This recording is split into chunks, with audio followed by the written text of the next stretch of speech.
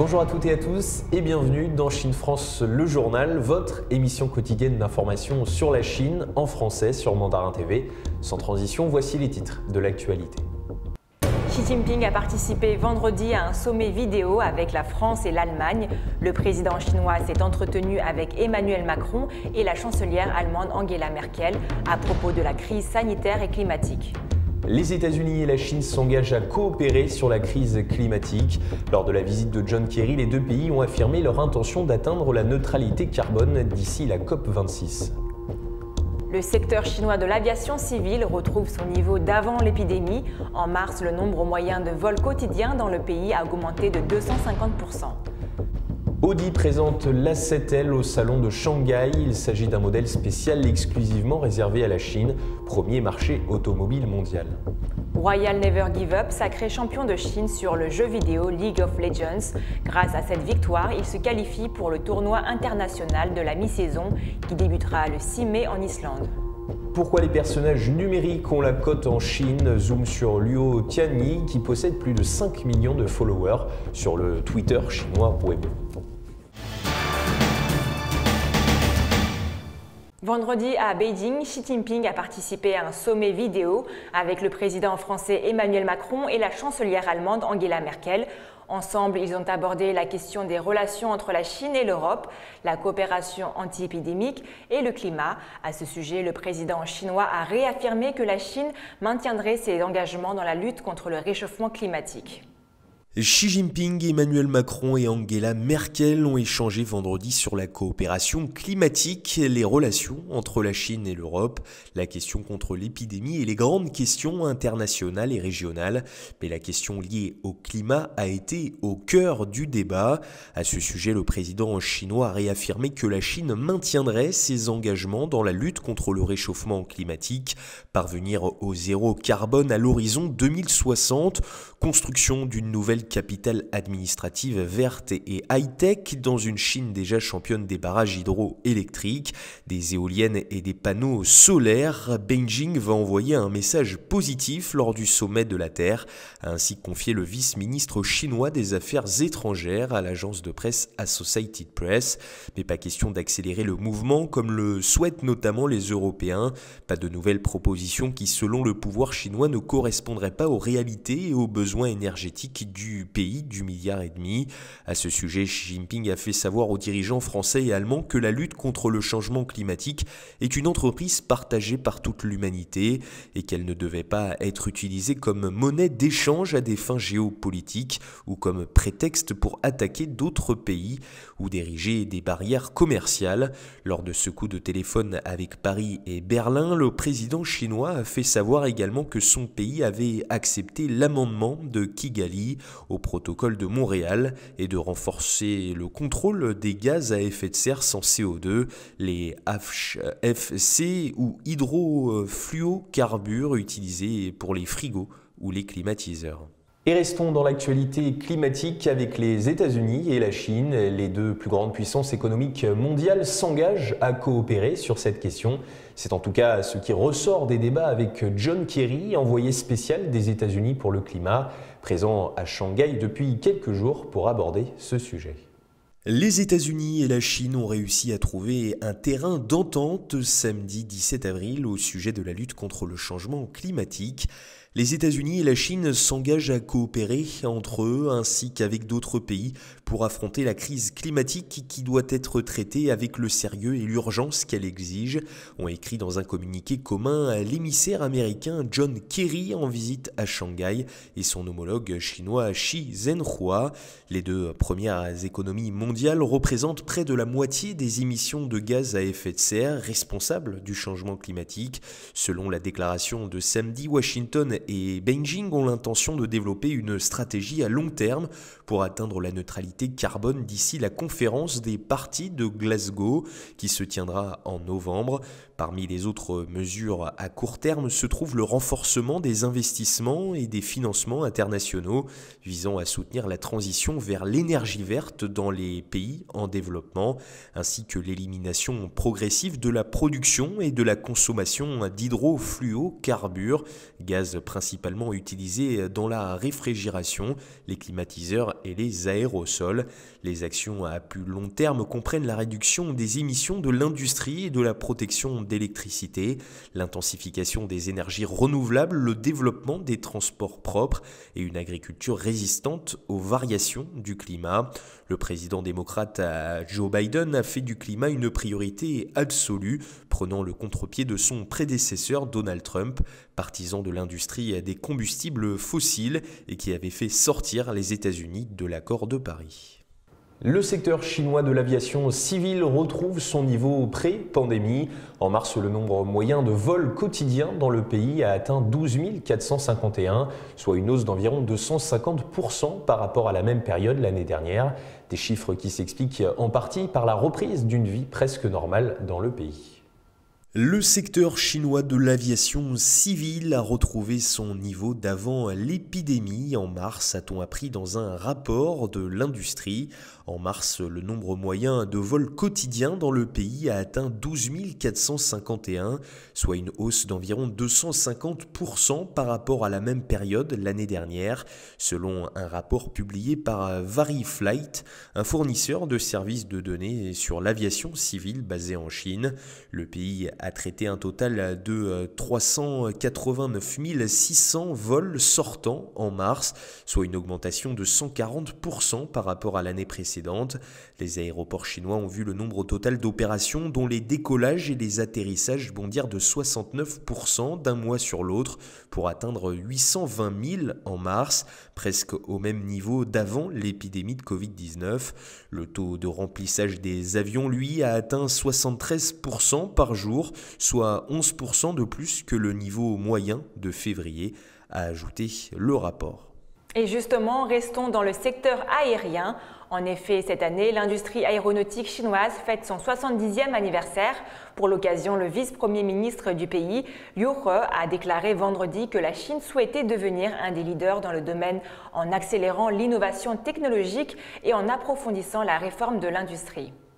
À l'occasion du 70e anniversaire de l'industrie aéronautique chinoise, le vice-premier ministre du pays, Liu He, a déclaré vendredi que la Chine allait se transformer en puissance aéronautique, accélérant l'innovation technologique et approfondissant la réforme de l'industrie. Liu He a fait ses remarques lors d'un symposium marquant le 70e anniversaire du développement de l'aviation du pays à Beijing en Chine. Il a souligné qu'au cours des 7 dernières décennies, l'industrie aéronautique chinoise est passée de zéro à un système industriel moderne. À l'avenir, étant attentive à l'évolution de la situation internationale et nationale, la Chine suivra la tendance technologique mondiale, atteindra l'autosuffisance grâce aux innovations nationales et enrichira son propre vivier de talents, a-t-il ajouté, soulignant que ces facteurs sont tous essentiels au développement de l'industrie aéronautique du pays. Quittons les airs pour la route avec Audi. La marque allemande a présenté l'A7L au salon de Shanghai. Il s'agit d'une déclinaison de l'A7 réservée à la Chine, un marché encore attaché aux berlines traditionnelles. Une sortie qui marque le début du partenariat entre Audi et le groupe chinois SAIC. Le concept A6 e-tron n'est pas la seule star du stand Audi au salon de Shanghai 2021. Le constructeur aux anneaux y présente également la nouvelle A7L qui est, comme son nom l'indique, une version allongée de l'A7. Il s'agit du premier véhicule conçu par Audi en collaboration avec le groupe chinois SAIC, selon un partenaire local du constructeur allemand qui produit déjà des voitures en Chine avec FAW. La 7L est réservée au marché chinois exclusivement. La 7 Sportback se positionne comme une alternative fastback entre les berlines tricorps A6 et A8, soucieux de combler les niches sur un marché chinois toujours très porté sur les voitures à coffre séparé de l'habitacle. Audi lance cette variante L qui abandonne la spécificité du modèle Sportback pour adopter une poupe plus traditionnelle. Cette forme accentue accentue visuellement la longueur de la voiture qu'Audi n'a pas encore précisé. Les feux arrière alliés par un bandeau lumineux sont repris de l'A7 Sportback.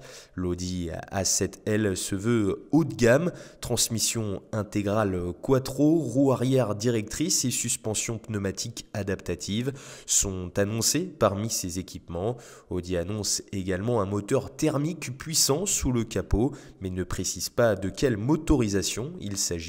La 7L sera produite à Shanghai et doit être commercialisée en Chine dans le courant de cette année. Prenant soin de ménager ses effets, Audi n'a pas encore dévoilé toutes ces nouveautés du salon de Shanghai. Un concept de SUV électrique également conçu avec SAIC doit être présenté sous peu. 2 jours avant le début de la saison, le Dalian Yifeng a annoncé la nomination de José González en remplacement de Rafael Benítez, parti en janvier de la Super Ligue chinoise de football.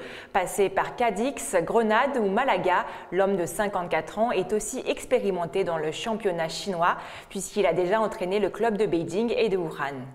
Toujours en sport virtuel, cette fois, Royal Never Give Up a été sacré champion de Chine sur le jeu vidéo League of Legends en venant à bout de Fun plus Phoenix. Il se qualifie ainsi pour le tournoi international de la mi-saison qui débutera le 6 mai prochain en Islande. Royal Never Give Up a été sacré champion de LPL, la ligue chinoise du jeu vidéo League of Legends, ce dimanche. En finale, Shi Ming, Sen Ming et ses coéquipiers ont pris leur revanche sur Fun plus Phoenix 3-1. Les champions du monde de 2019 qui les avaient expédiés en loser bracket la semaine passée.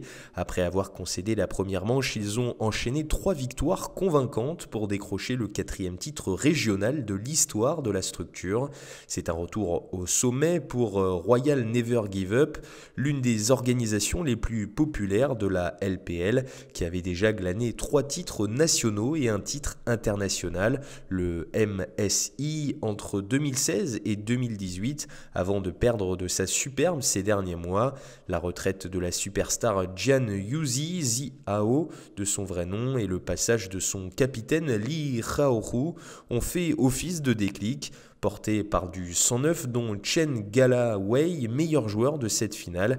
L'équipe avait dominé la saison régulière, terminée avec 14 victoires pour 2 défaites avant de confirmer en play-off.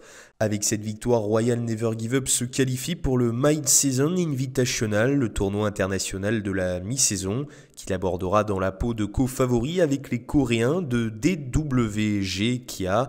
Ils pourront notamment y croiser le champion d'Europe MAD Lions, titré la semaine passée. La compétition débutera le 6 mai prochain en Islande. Et restons dans le monde virtuel en s'intéressant aux personnages numériques chinois. Ces derniers ont particulièrement la cote depuis quelques années. Liu Tianyi en est le parfait exemple. Ce personnage fictif possède plus de 5 millions de followers sur le Twitter chinois Weibo.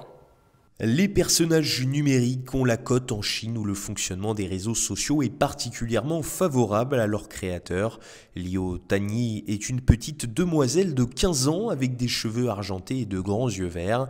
En Chine, elle est une véritable star. Elle s'est produite sur scène avec le pianiste classique Lang Lang et donne régulièrement des concerts dans des stades devant des milliers de spectateurs.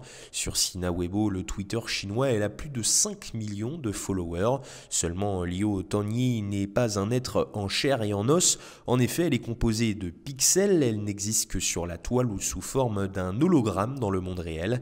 Les premières stars virtuelles ont vu le jour au Japon dans les années 1990, mais le phénomène n'a vraiment décollé qu'à partir de 2007 avec la mise sur le marché par Yamaha d'un synthétiseur vocal assorti d'une star virtuelle appelée Hatsune Miku, note Raphaël Zaborowski, expert de la culture numérique au King's College de Londres. Souhaitant capitaliser sur l'immense marché chinois, le groupe japonais a créé Liu Tianyi en 2012 avant d'en revendre les droits en 2015 à la firme chinoise Shanghai Hengyan Information Technology. À la même époque, les concerts de Hatsune Miku ont commencé à être diffusés sur les plateformes de streaming chinoises comme Youku. Les stars virtuelles, à l'origine plébiscitées surtout par les fans de manga japonais, ont alors éclaté dans la culture mainstream, dit Roger Yang, fondateur de la société Shichitech, spécialisée dans les contenus immersifs. Il en existe désormais une centaine selon lui. Et terminons ce journal dans la province du Jilin à la découverte de la réserve naturelle nationale de Momog. Chaque année, à partir du mois de mars, on estime que plus de 100 000 oiseaux migrateurs y font escale. En effet, l'environnement de la zone humide s'est considérablement amélioré ces dernières années, créant un habitat idéal pour les oiseaux. C'est la fin de notre journal. Merci à tous de nous avoir suivis. Et n'oubliez pas de vous abonner à notre chaîne YouTube et de cliquer sur la petite cloche en bas à droite de notre vidéo pour ne rien rater des dernières nouveautés de Mandarin TV. Très belle journée ou très belle soirée sur Mandarin TV.